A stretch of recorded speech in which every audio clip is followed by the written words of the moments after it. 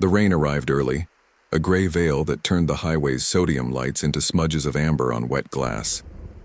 The windshield wipers carved their metronome across the rental car's vision, an anxious rubber thwack, thwack, while the radio surrendered to static somewhere between one town that had died 20 years ago and another that was trying to forget it ever existed.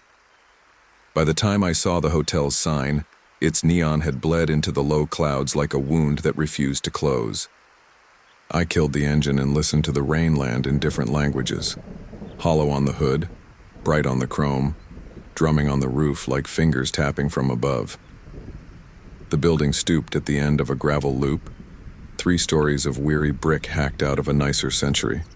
The name was once elegant, letters curved in uniform cursive. Now several had gone dark, leaving a suggestion rather than a promise. Through the glass door I could see a lobby lit too warmly for the hour, a color you never see in daylight and shouldn't trust at night.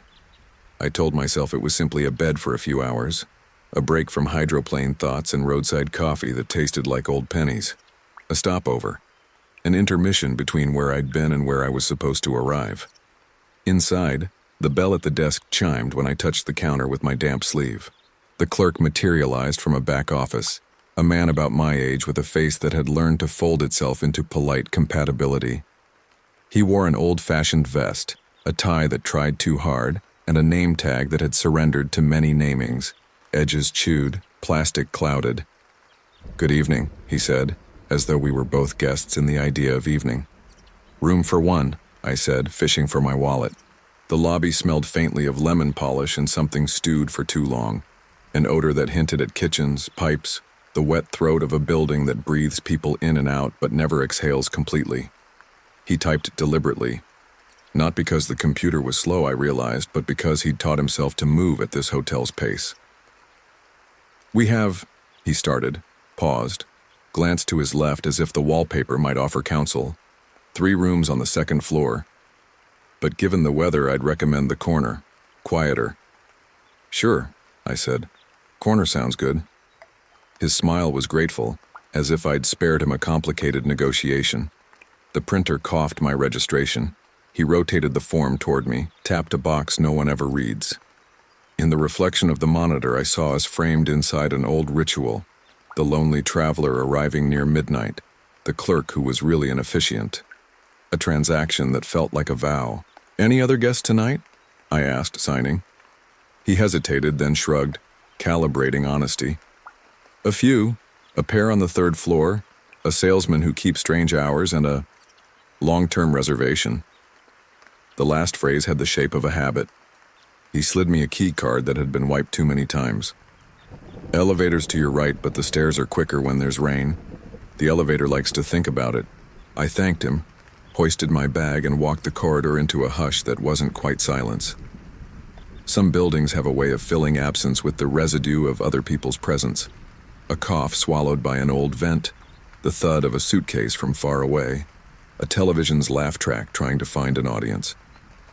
The carpet was patterned in red swirls, designed to hide stains and direct your eyes toward nothing. I found the stairwell and began to climb. On the landing, a window showed the kind of darkness that has its own texture, not a lack of light, but a substance pressing against the glass. I stared a second too long and saw my reflection blink later than I did. "Just tired," I told myself. "Road nerves." The rain changed phrases, suddenly insistent, as if a new argument had begun on the roof. When I opened my door, the hinge gave a single syllable of complaint, a sound that cut itself off as if embarrassed. The room was more generous than the lobby promised. A king bed with a quilt that, while not new, had been laundered into friendliness, a small desk, a narrow wardrobe, and curtains that had made peace with their slightly different lengths. The artwork was neutral principle. Shoreline at dusk, blurred boats decided not to return. I clicked on the lamp by the bed and light spilled over textures. Grain of the nightstand wood, the suggestion of old cigarette burns in the carpet padding, the precise alignment of the remote on a foldable card that asked me in polite typography to enjoy my stay. I shut the door. The latch clicked in a way that felt personal. I set my bag down and stood a moment, letting the room form around me. The air had a temperature that wanted to be forgotten. and the hum of the air conditioner was steady, almost pastoral.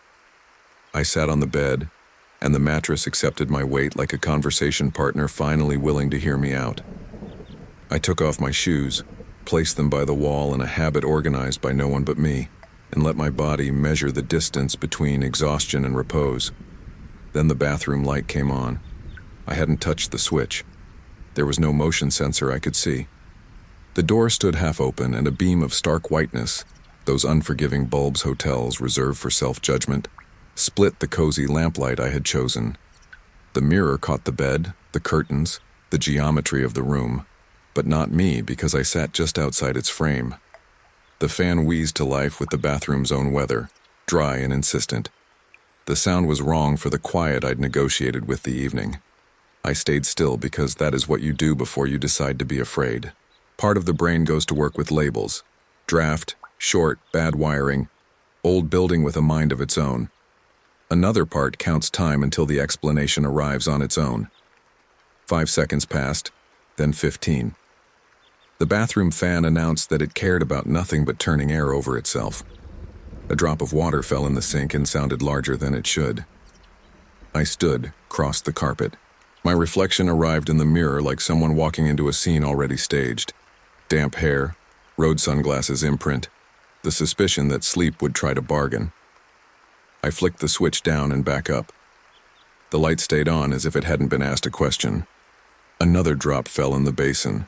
It seemed to echo.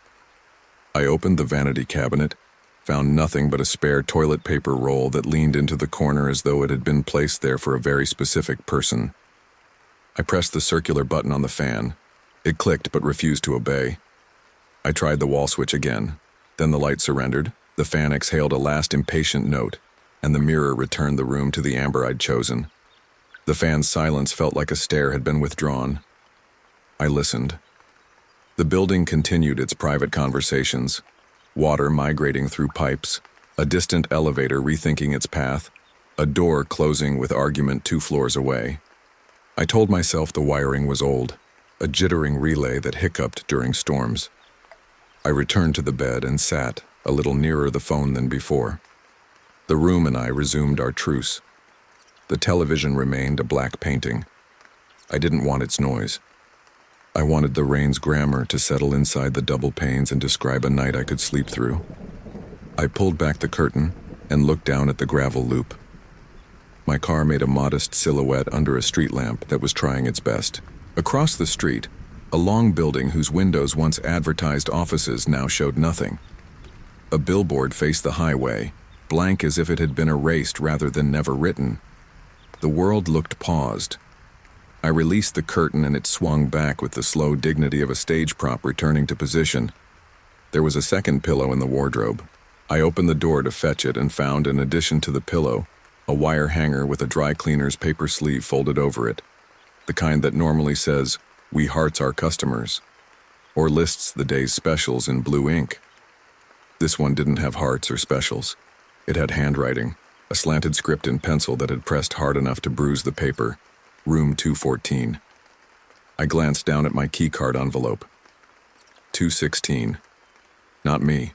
Not tonight, anyway. I started to place the sleeve back on the hanger when, softly and without urgency, the lock on my door clicked. Not the sound of the latch seating. Not the sigh a door gives when it relaxes into its frame. It was the exact sound a lock makes when a keycard negotiates with a sensor and wins.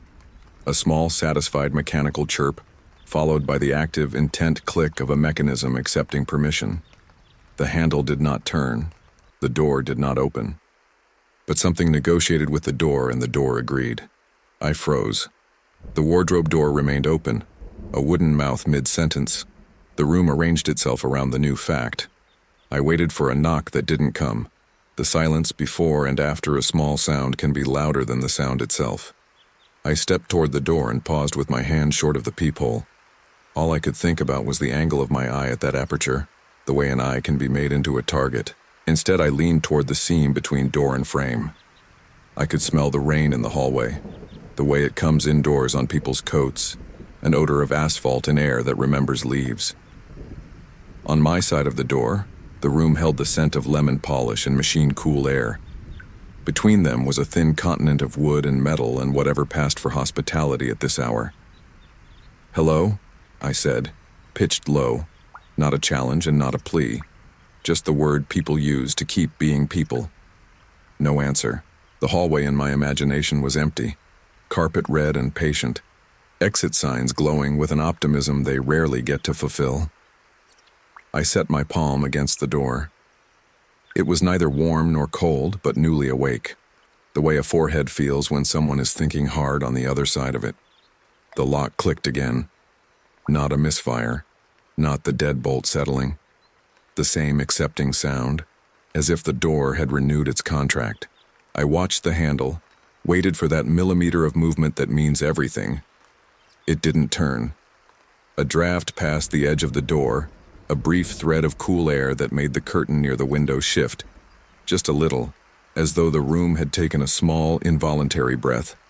I backed away and realized I was walking carefully in my own space, as if not to disturb someone else's sleep. The television reflected me in its blankness, a figure standing too erect, hands half raised like I expected to receive something heavy. The bathroom light stayed off. I picked up the phone, and without quite knowing why, I put it back down. From the ceiling, a dull impact, the distinct living sound of a footfall landing above my bed.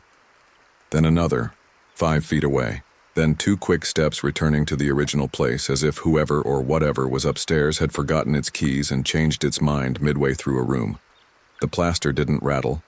The light fixture didn't tremble, but it was irrefutably a person moving in a grid that matched my room's dimensions. I looked at the ceiling the way believers look at icons. Someone in 316, my mirror in the vertical, was pacing or practicing or deciding. 3 steps. Pause. 4 steps. Return. Each movement had weight, not the heavy insistence of boots or the spring of a child. A measured tread, the kind a man uses in the moments he tells himself he's not thinking about anything at all. Then, the footfalls continued, but the sound was wrong. They moved into the wall that held the headboard and then a little farther, tracing the line of the corridor on the other side of my room. They grew faint not because they were distant, but because they were less real, like a recording half erased and replayed over itself too many times. I stood beneath the vent and listened to the building breathe. The phone rang. It was the house phone, the one hotels keep because they believe in their own systems. The ring was not loud, but it was outrageously intimate in that room. I picked up and said my name, first and last, because manners are what you hold when anything else could be taken. "Apologies," said the clerk's voice, as if he were whispering from the next pillow. "We seem to have a small confusion." Papers shuffled on his end like cautious birds. "Did you happen to notice any disturbance?" I looked at the door. The lock had not moved because locks do not move. They are either certain or they are not. "My bathroom light came on," I said, "and I thought I heard someone upstairs." "A storm," he said gently, which was both an answer and a request. "Sometimes the wiring is too eager. As for upstairs, I'll remind them to be considerate." He paused, then cleared his throat. "If anyone knocks on your door, would you be so kind as to ask who they are before you open? There's been..." His voice hesitated on something heavier than a word. "Some mix-up with a key. I'm resolving it." "Okay," I said. "Is someone assigned to this room? Because the lock..." "Stay inside," he whispered, as though the line had shortened and placed us side by side. "If you hear the latch, do not open. I'll come up myself." He hung up. The dial tone was pale and immediate. I held the receiver to my ear a second longer because it felt like his instruction, like the last warm thing in the room. When I replaced the handset, the rain sharpened and the building reacted with a low sound, not quite a groan, more like a repetition of an old sentence to itself. The lock clicked again. This time there was no chirp from the sensor, no negotiation, no polite permission, just the sound and then silence like a period buried in an empty paragraph. I stood very still and counted to 10, then to 20, then to 30 because numbers are ladders for people who cannot climb anything else at the moment. At 31, the bathroom light surged back to life, and its sterile brightness pooled on the carpet like spilled milk. In the mirror, the doorway framed not me, but the space where I would be if I stepped forward. The fan began to turn, and in its first revolution, caught a piece of dust that the light made visible, a fleck that rose and fell in the air like a small decision. I realized I had been clenching the room key in my fist. The envelope was damp where my palm had sweated through the cheap paper. The printed number 216 blurred slightly, the ink not entirely set or the storm reclaiming it. Above me, 3 steps approached the place where the ceiling could become a floor, paused and waited as if they were listening to me listening to them. The door breathed a draft. The curtain stirred. The air changed by a degree I felt along my forearms. I said it again, softer. "Hello?" From the hall, the barely audible hush of fabric against fabric, the kind of sound clothes make without a body when hung too close together. And then another sound threaded itself through the first, a scent arriving as a sound, a smell that spoke. Cologne so faint it was almost a rumor, citrus over something resinous, as though cedar had tried to remember how it felt to be a tree.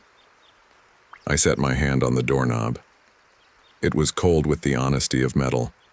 I leaned close enough to hear my own breath laid against the silence like a sheet. If I turned the handle, there would be an answer, even if the answer was nothing. If I did not turn it, the question would expand until the room could no longer contain it. Outside, somewhere at the edge of the parking lot, a car door slammed.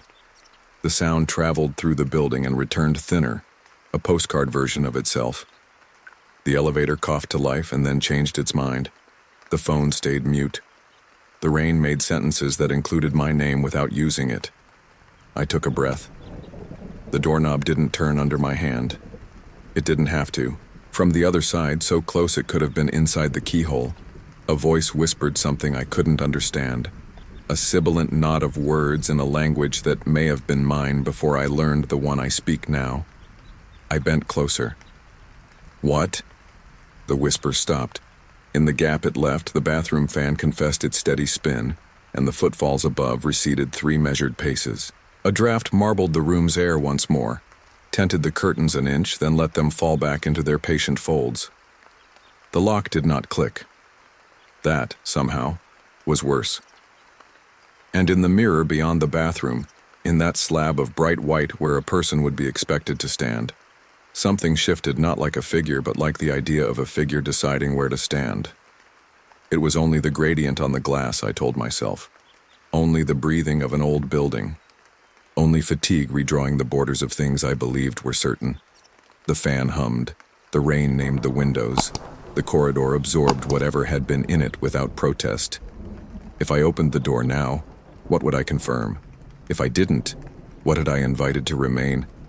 The hotel room felt like it had been waiting for me far longer than the desk clerk had. Everything inside carried a slight delay, as if each object had just remembered it was supposed to be in this exact place at this exact time. The quilt on the bed sagged into familiar folds. The curtains breathed in the occasional draft with the precision of lungs that had practiced for years, and the clock on the nightstand kept time with a confidence that didn't need to be verified against my watch. I stood by the window for a moment, watching rain pool in the gravel loop below. The street lamp's glow was smeared into an amber halo by the water on the glass, and I could make out the crooked path the rain took as it found the smallest imperfections in the pane. Every few seconds, a drop would gather enough weight to streak down, splitting the warped reflection of the parking lot into fragments. My car sat in the same pale circle of light, looking smaller than I remembered it, as though the drive had compacted it along with me. This trip wasn't meant to have a stop like this. I'd been heading north for a work obligation, an industry conference where the only thing more predictable than the panel topics was the lukewarm coffee served in paper cups. But somewhere along the highway, fatigue had reached into the car and taken me by the back of the neck. My eyes had begun to ache in a way that couldn't be fixed by rolling the window down or letting the cold air slap me awake. I needed a bed, any bed, as long as it came with a door I could close between myself and the rain. I've never liked hotels. Even as a kid, traveling with my parents, I'd lie awake in strange beds, listening to the slow breathing of other people in other rooms, separated from me by nothing more than drywall and polite agreement. There's something inherently vulnerable about sleeping where so many have slept before, where the furniture has endured thousands of hands, where the walls have listened to thousands of conversations, some of them whispered, some shouted, some never meant to be heard. But tonight the fatigue made those thoughts duller, like edges worn down by the long drive. The air in the room was faintly sweet, perhaps from the lemon polish I'd smelled in the lobby. It mixed with another scent, one I couldn't quite place, something faintly organic like damp leaves pressed between the pages of a forgotten book. I tried to convince myself it was just the old carpet holding on to decades of rainy nights like this. I unpacked just enough to signal to myself that I wasn't leaving immediately. A change of clothes laid over the back of the chair, my toiletry bag placed neatly on the desk. My phone charger found the nearest outlet, and the screen lit up with a notification I didn't want to read yet. I set it face down and let the silence reclaim the space. Outside, the rain was no longer a backdrop. It was a presence. It changed from a steady patter to sudden bursts like someone tapping urgently on the walls of the building, then back to a softer rhythm, as if satisfied for now. The room's single vent exhaled air that wasn't quite cold, wasn't quite warm, the kind that makes you aware of the space around your body without letting you settle entirely. I sat on the bed, running my hand over the quilt's surface. The stitching formed symmetrical patterns, but one section near the center had been repaired. The fabric just slightly different in texture, a patch of history under my fingertips.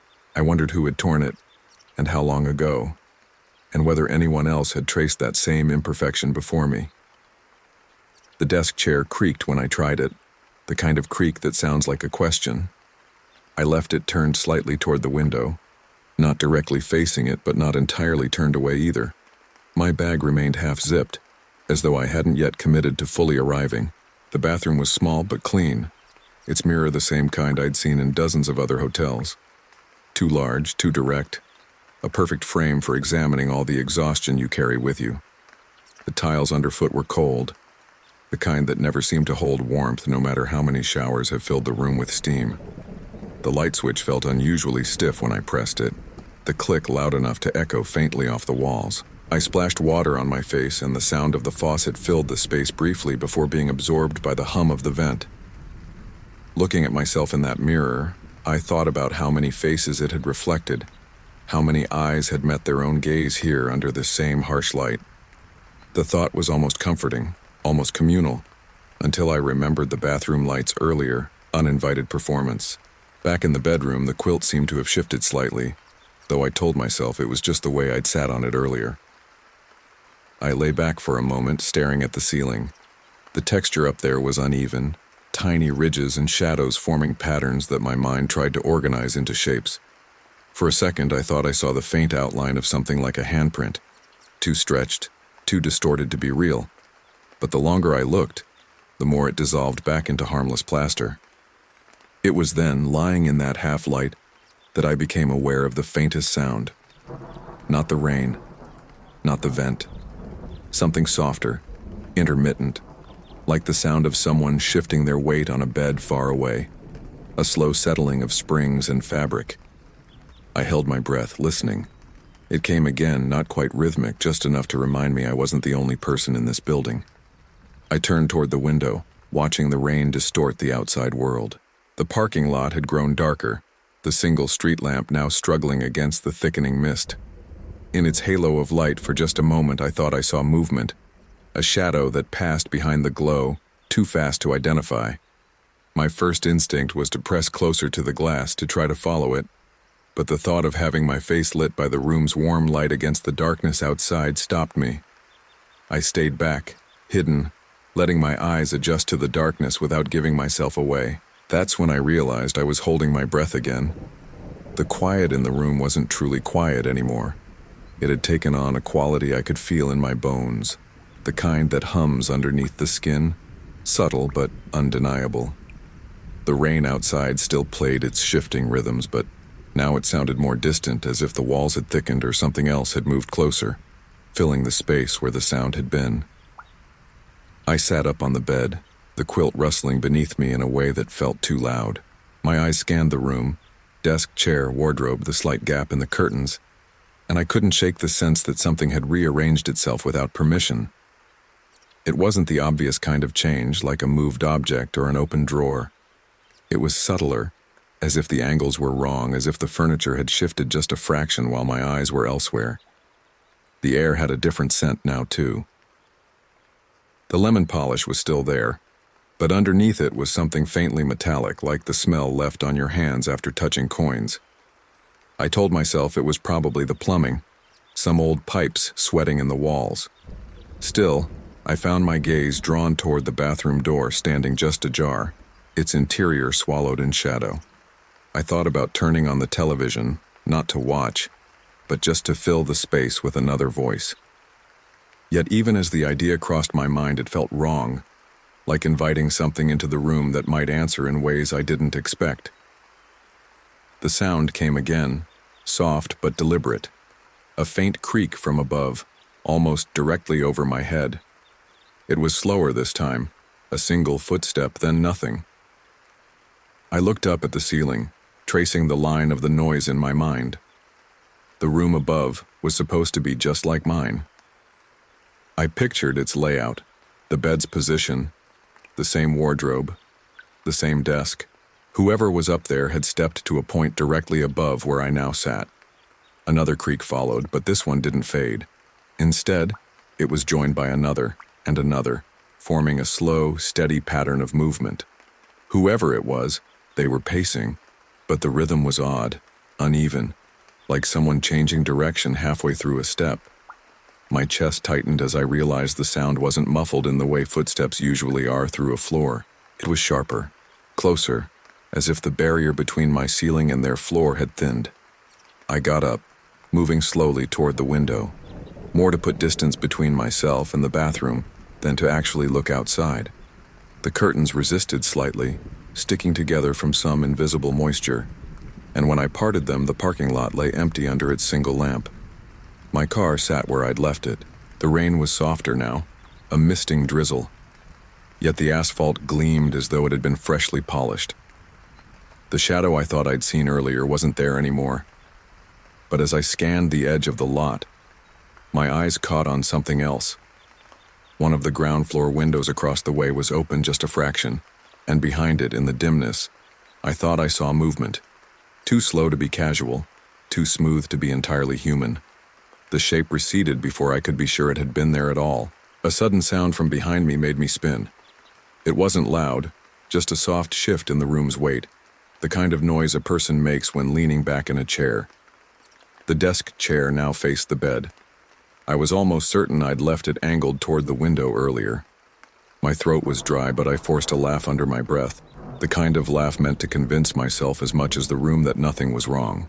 Still, I walked toward the chair and turned it back toward the desk, the legs dragging faintly over the carpet. The air seemed heavier near the desk, as though the vent above it had stopped circulating entirely. That's when the wardrobe door gave a soft click. I froze mid-step. The door was still closed, but the sound had been clear, the latch releasing, not quite opening. My mind ran through explanations. The building settling, a shift in air pressure from the window, but the window was closed, locked. I knew because I'd checked the latch twice when I first entered the room. I stepped closer, each movement careful, measured.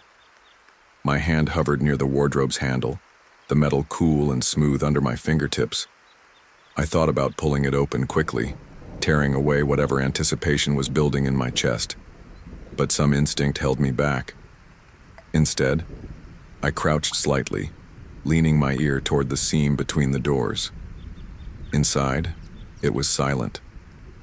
But silence in an old hotel isn't emptiness. It's layered, textured, filled with the residue of every sound that's been absorbed before. I thought I caught the faintest suggestion of breathing, but it could have been the blood rushing in my own ears.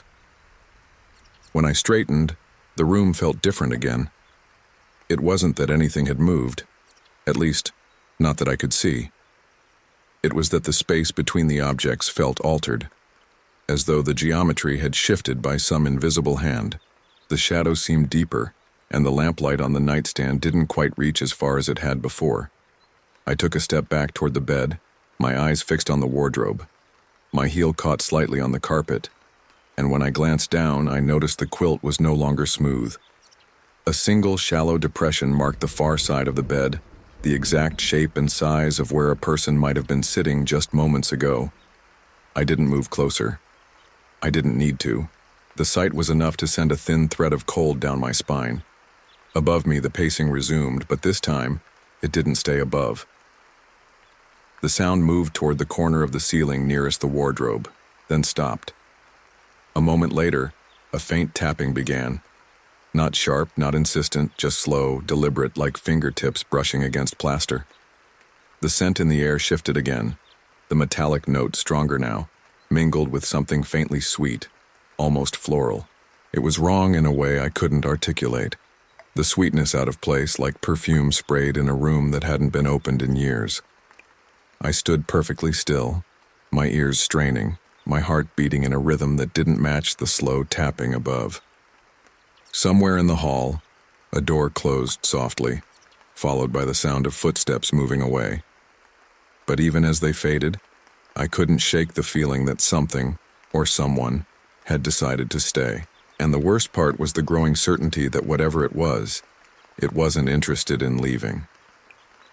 The tapping above my head stopped as suddenly as it had started, leaving the room drenched in a silence that felt thicker than the walls themselves. I didn't move at first. Movement seemed like an invitation, a signal that I was willing to participate in whatever game was unfolding. My breath felt loud, ragged, bouncing off the narrow walls of the space between my body and the ceiling. Then, without warning, the sound came from somewhere else entirely, this time from inside the wardrobe. It wasn't the creak of wood shifting or the rattle of a hanger swaying. It was the low, deliberate scrape of something sliding across the floor inside, dragging just enough to catch the grain. My pulse surged, every muscle in my legs tensing with the urge to back away, but I stayed rooted in place, locked between fear and the kind of morbid curiosity that only grows sharper when it's starved. I reached for the wardrobe handle, my fingertips brushing the cold metal. For a second, I thought about yanking it open fast, like ripping a bandage, but that instinct dissolved into the kind of dread that feels like weight pressing down on your shoulders. Instead, I eased the door open by a fraction. The gap revealed nothing at first, just the sliver of darkness between the door and the clothes hanging inside. The smell hit me before the sight did, that same faint metallic tang, now stronger, wrapped in the same strange sweetness I'd noticed before. My eyes adjusted slowly, shapes emerging, my spare pillow still on the top shelf, my coat hanging neatly on its hanger, and behind it, deeper in the shadows, something I couldn't quite define, as if the darkness there was denser, resisting the light entirely. Then, without me touching it, the door swung the rest of the way open. The inside of the wardrobe was exactly as it should be, and yet, not. The back panel looked too deep, the shadows retreating farther than the furniture's dimensions could logically allow. I leaned forward, and for a split second I thought I saw movement, a shifting texture like fabric breathing. My coat swayed slightly on its hanger, the movement slow, deliberate, impossible in the still air. That's when the light in the bathroom clicked on again. The sudden brightness spilled into the room, cutting across my peripheral vision like a blade. The fan roared to life. My head snapped toward it, and in the mirror above the sink I saw the bed, the window, the open wardrobe. But not myself. The sight froze me in place. I wasn't hidden. I was standing squarely where my reflection should have been. But the mirror held only the room, the quilt, the shadows pooled in the corners. My chest tightened, a hot rush of nausea building at the base of my throat. I stepped into the bathroom, my eyes locked on the glass. As I crossed the threshold, my reflection snapped back into place, as though it had been waiting for me to arrive before it could exist again. My own face stared back at me, pale, eyes wide, mouth slightly open. Behind me in the reflection, the wardrobe door was still open. Something dark moved just enough to blur its outline. I turned quickly, expecting to see it directly. But the wardrobe was empty again, only my coat swaying in a motion that felt less like a pendulum and more like a gesture. That was when I heard it. the unmistakable sound of the door to my room unlocking. The electronic chirp was soft, but in that moment it rang like a warning siren.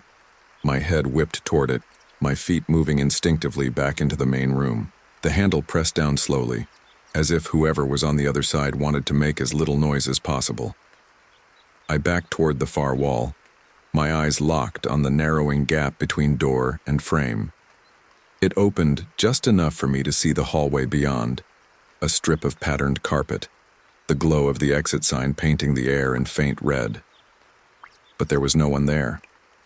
The gap hung open for a heartbeat, then two, and then, impossibly, the door eased itself shut again.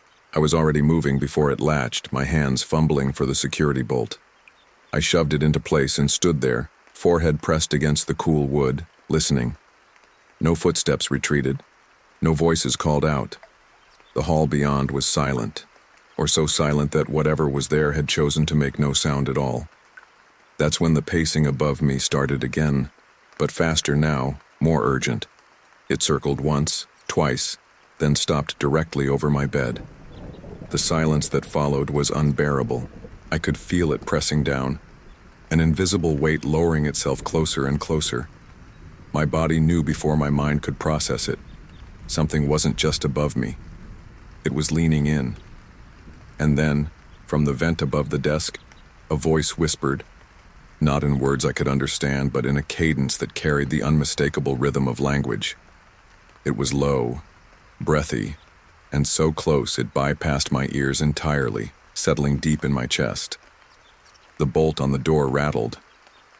I spun, my eyes wide, my breathing sharp in my own ears. The metal trembled in its housing, the sound dry and grating. The door shivered in its frame as though tested for weaknesses. Every instinct screamed to get out, to leave the room, the hotel, the town, but even as I thought it, I knew it wouldn't matter. Whatever was here had no interest in the boundaries of space or locks or walls.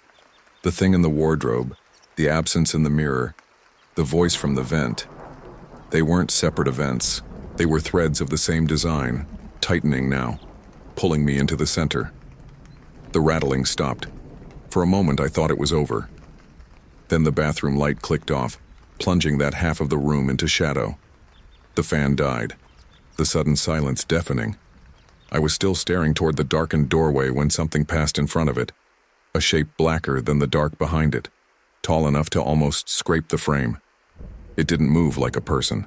It flowed, its edges shifting as though the air itself was folding around it. And yet I could feel it looking at me, the way you can feel heat on your skin before you see the flame. The pacing above started again, only now the steps were coming down. I couldn't see the stairs, but I could hear them. Each tread deliberate, each one heavier than the last, the sound vibrating through the bones of the building. Whoever, or whatever, was upstairs was on its way down, and I knew with a certainty that rooted me to the floor that when it reached my door there would be no knocking this time. The descent announced itself like a metronome set to dread, each step landing with the resolve of a verdict. Pause, verdict, pause. A rhythm learned from the spaces between breaths. The bolt on my door trembled faintly with every impact traveling through the frame, sympathetic metal answering heavier wood. My palms had found the room's only weapon without realizing it. The thin, lacquered hotel pen from the nightstand, absurd and weightless between my fingers, a reed held up to a tide. The air changed first, the conditioned hum thinned to a filament, as if the building were conserving power for something more important than keeping me comfortable. Temperature slid sideways into sensation, the kind of cold you don't feel on the skin so much as beneath it, working into the architecture of the bones, a precise forensic chill that understood me better than I understood myself. The lemon polish retreated to the edges of the room and another scent expanded in its place, cedar abrading into resin, a whisper of citrus, and underneath it all the copper taste of a coin pressed under the tongue. I could feel the smell the way you feel a word you should know but can't remember. A breath formed against the door from the other side. Not wind, not draft. Breath. The wood knitted the sound into itself, then offered it back to me, the grain singing a single, shallow note.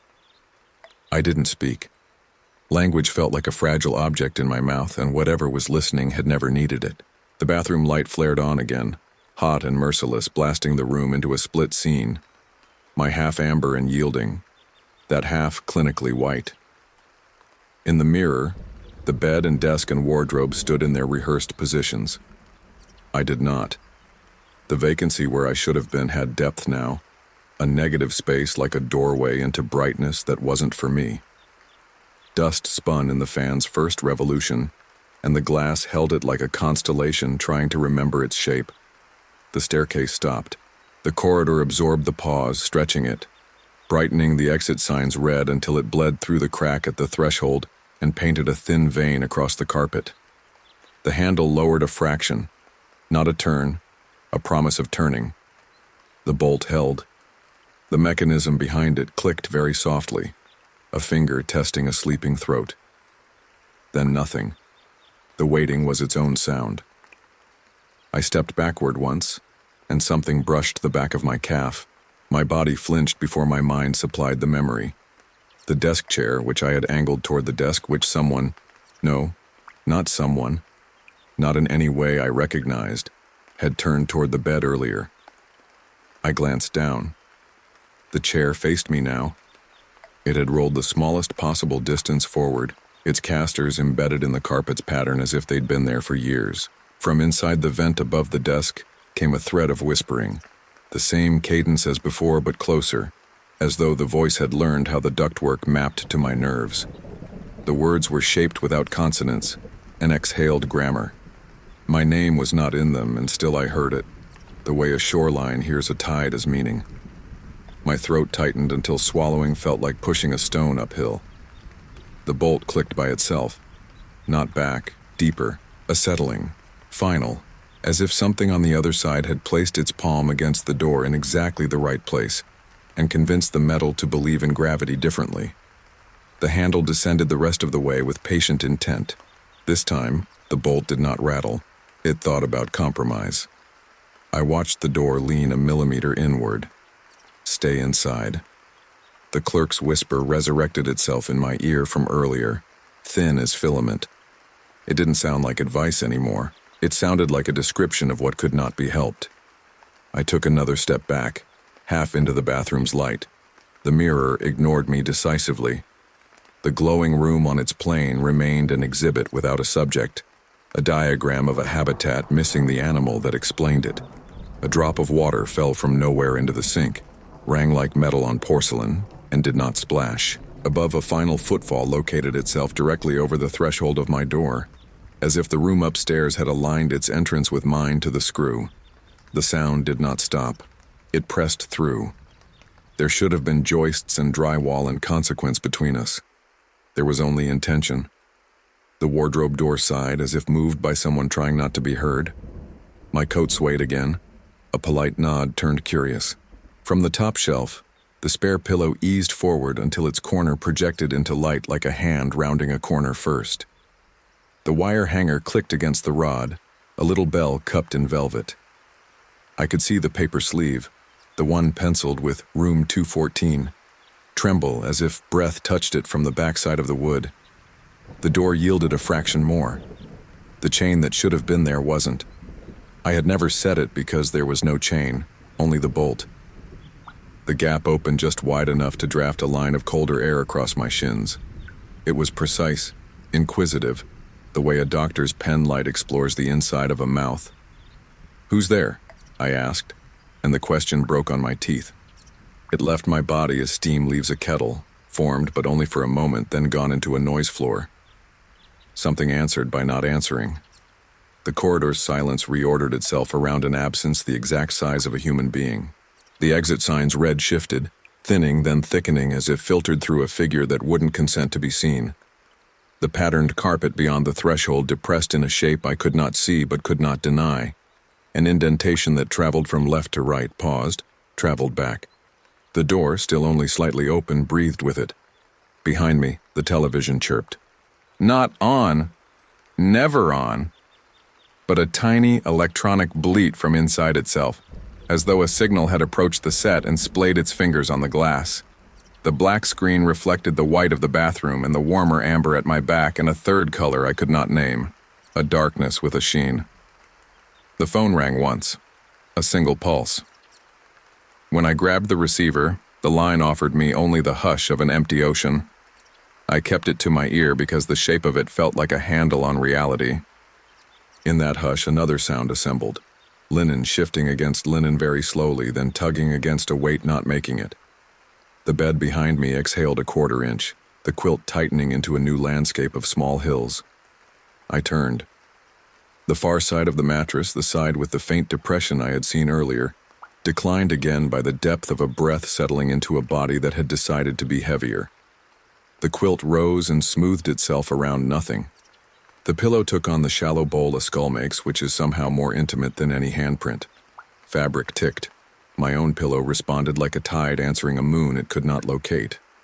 The door eased shut. The latch did not click. It merely found itself closed and decided to remain that way. The bolt still jutted forward, overcommitted to its function, useless now in the absence of any gap to fill. The handle returned to neutral with an exaggerated courtesy, as if the lesson were finished. Every light in the room swelled a degree brighter. Lamp, bathroom, the tiny LED on the air conditioner, then drew down together, a synchronized breath. The vent's whisper rose and resolved for the first time into a shape I almost recognized. Not words. A counting. 1, 2, 3. Except not numbers, but their bones, the scaffolding that holds them up when you take their names away. It counted me. It counted the bed. It counted the door. It arrived at a fourth thing it had brought with it and was pleased. I stepped toward the bed. The air thickened at shin height, and again at chest height, as if I were wading into a lake at night. My fingers brushed the place where the depression was deepest and encountered resistance, not texture, not temperature, but a refusal to be touched. My hand recoiled along nerves I didn't know were separate from the rest of me. The smell bloomed. Cedar opened into sap, the citrus thinned into pith, and the metal brightened until I could taste blood I had not bitten. For the smallest, cruelest instant, the scent assembled into a man, his aftershave from 10 years ago, his jacket after rain, his keys in a bowl by a door he opened twice a day precisely. I had never met him and knew him immediately. The lamp's shade rotated a fraction without moving, the light inside it adjusting its aim, sliding along the wall until it framed the wardrobe's interior. The back panel was farther away than physics would allow, a vanishing tunnel of thin wood that faded to a gray with no end. The paper sleeve with the penciled 214 lifted at its lower edge as though taken between two fingers. It hung there, an invitation in a language spoken only in closets. Something pressed itself through the room in a line from the wardrobe to the bed, not quickly, not slowly, at the pace of a thoughtful decision. As it crossed the path between lamp and wall, the light bent around it the way a river curls around a stone. At that exact moment, the mirror of its own free will found me. My reflection snapped into being in the bathroom glass, but only from the shoulders down. Where my face should have been, there was the room again, bright and vacant, a headless outline filled with absence. I watched myself stand there without a face, and from inside the blankness where my features weren't, something watched back. The whisper left the vent, crossed the room without touching the floor, and entered the space where my head should have been in the mirror. It fit there with a locksmith's ease. The counting resumed, but this time it didn't inventory objects. It marked moments. The breath I took then, the blink I failed to complete, the heartbeat that stuttered and then, embarrassed, corrected itself. Each tick landed not in the air, but in my body. The mattress accepted additional weight. The sound it made was almost sympathetic, as if it were sorry for both of us. The quilt climbed my shin by half an inch, tugged by nothing. The fiber stretched and released in tiny snaps. The indentation at the pillow deepened into a head certainty. It turned, the way people turn to better hear you or to listen to the dark listen to you. The phone in my hand warmed and then went cold enough to hurt. Across the line, the faintest breath synchronized with mine, fell out of rhythm, corrected, then began to lead. I set the receiver down, not on the cradle but beside it, because the cradle suddenly felt like a mouth. "Please," I said. Not to the room or to God or to the clerk who might be deciding whether to come up, but to an etiquette I did not share with the presence sitting on my bed. The word exited my body and slowed, caught on air thicker than it should have been, then arrived at the indentation without event. The door's peephole darkened. For a fractional second, a circular night replaced the corridor's dim, and in that night was the idea of an eye. Nothing knocked. A hand, if there was one, did not trace the wood. The peephole brightened again, then went dark a second time, longer. The exit sign's red throbbed along the carpet seam, and this time the line flowed under the door into my room as if color were a gas. It crossed the threshold and dissolved just past it, a vein that had forgotten its blood. The pacing that had moved from above to the hall was now nowhere and everywhere. The ceiling remembered a weight and then forgot it. The wall behind the headboard remembered a person leaning, then decided it must have been the building itself considering its options. The vent forgot to whisper and then, catching itself, whispered too loudly. The bolt slid home a second time with no hand on it. Each metal component found the next like teeth aligning. The click arrived in my chest, not my ear. Something in the room had locked the room in. I had become the thing on the other side of a door. The bedside clock, which had been obedient and boring, changed its display from numerals to segment debris. A figure 8 whose beams didn't meet, then a hieroglyph of lines my mind tried to form into time. The colon blinked without punctuation. The minute did not advance. The second invented a smaller unit in which to tremble. The presence on the bed leaned forward. The quilt flattened under the weight of elbows. The indentation came toward me by inches that did not happen in the real world. Every hair along my arms rose with industrial precision. A sound gathered at the exact center of the room and lowered in pitch until it sat just beneath hearing, a sub-bass of intent. In the bathroom mirror, the white square where my face refused to appear, darkened at its edges until it suggested cheekbones, then eyes, then not eyes, but the sockets their absence rights. A mouth formed because the mind demands symmetry, then unformed with careful disdain. The outline breathed. It did not need to. It did. "Do you see me?" I asked, which is the wrong question and the only one. The mirror's vacancy held. The thing on the bed lifted its head toward me invisibly. The pillow flexed. The quilt found a new angle of repose that included my body. I could feel warmth now, not mine. A second temperature meeting my skin like a hand cupped a fraction of an inch away. The wardrobe's darkness advanced and stopped mid-room, carving a footprint in air that remembered how to be walked on. It stood between me and the door, between me and the clerk, between me and any other version of the night I might have owed myself. I understood then that the hotel guest was not in the hall trying to enter. The invisible guest had already checked in here long before I arrived and had never checked out. I was the late arrival to a reservation with my name on it in a handwriting I did not recognize, but that recognized me perfectly. The light did one more swelling, brighter, braver, then failed to be light for the width of a blink. In that darkness, everything clarified. The exact place on the floor where a knee would be if a man knelt. The temperature differential a breath leaves in a current, the way wood holds the oils of hands that have pressed it in fear. When the light returned, it did not bring relief. It brought detail. A pressure touched the space just at the hollow of my throat and stopped there, not choking, measuring. The counting in the vent paused, satisfied. The door's peephole darkened for a third time and did not clear. I heard the softest sound I have ever heard, and it ruined me. The pad of a fingertip gently testing the line of my jaw. The touch at my jaw vanished, but its absence was worse than the contact. The air where it had been still carried a shape, as though memory had weight. I stepped back without realizing it, and the room received me like a host watching a guest try to find the exit in the wrong direction. The quilt on the bed resettled itself with a sigh, the indentation smoothing out until it looked as though no one had been there at all. But I knew it had.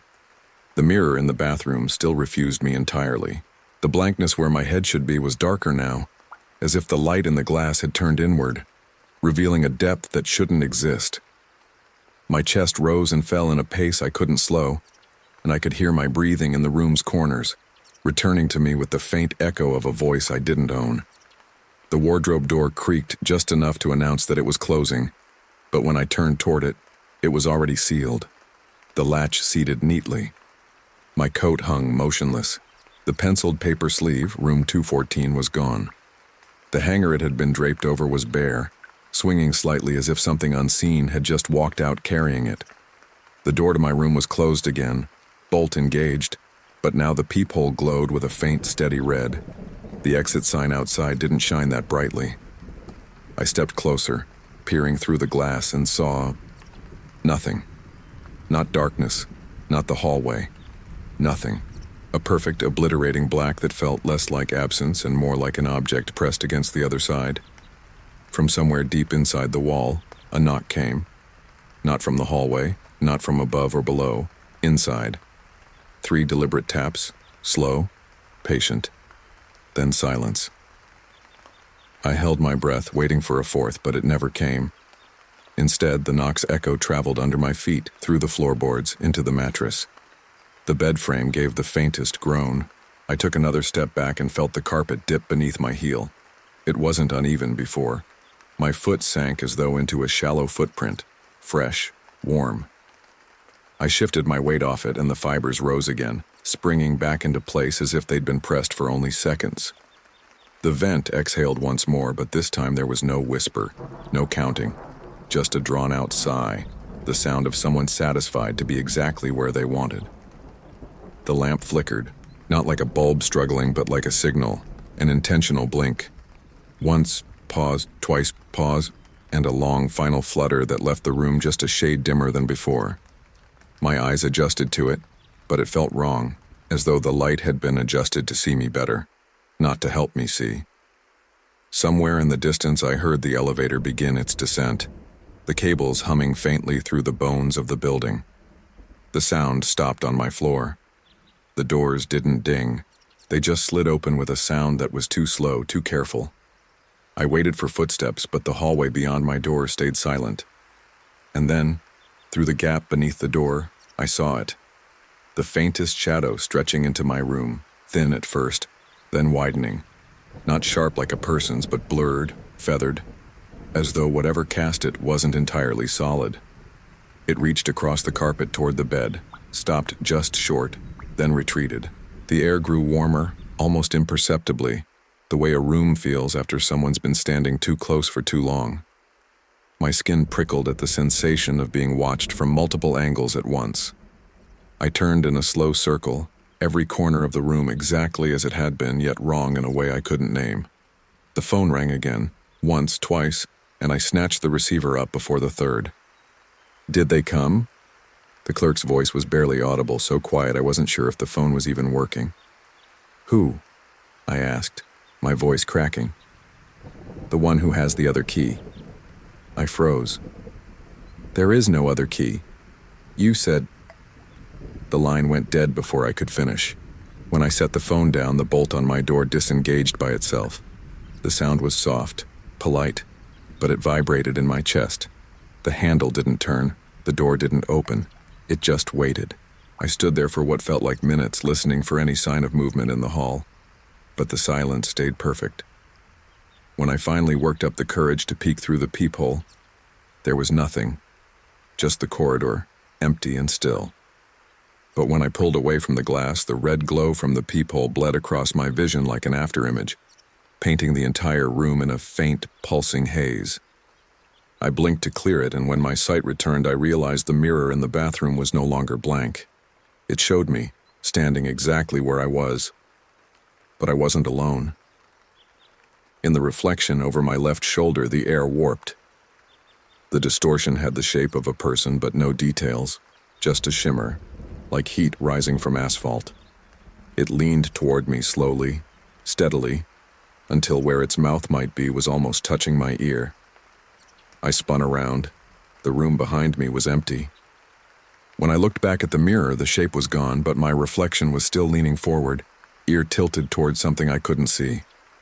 The light in the bathroom went out, swallowing that version of me in black. The phone rang a third time. I didn't answer. I sat on the bed staring at the wardrobe, The door, the mirror, all of them waiting, all of them patient. The rain outside had stopped. The silence that replaced it felt final. From the vent above, the counting started again, slow this time, deliberate, as though marking the seconds until something happened. 1, 2, 3. The bolt clicked back into place, locking me in. And somewhere just at the edge of hearing, a voice whispered the room number. Not mine. 214.